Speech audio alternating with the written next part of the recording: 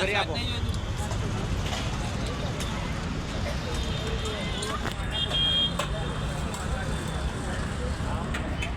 આજની ભોજન સેવા આપણે લોક માનવતા સેવા ચેરિટેબલ ટ્રસ્ટ દ્વારા આપવામાં આવે છે.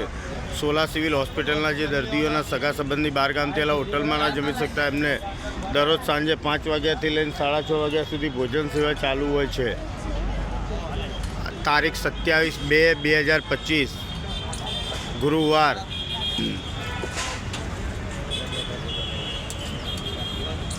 લોક માનવતા સેવા ચેરિટેબલ ટ્રસ્ટ સોલા સિવિલ હોસ્પિટલના જે દર્દીઓના સગા સંબંધી બહાર ગામથી આવેલા હોટલમાં ના જમી શકતા હોય એમને દરરોજ સાંજે રોજ 100 થી 150 માણસ જમતા હોય છે. દાળ ભાત શાક રોટલી.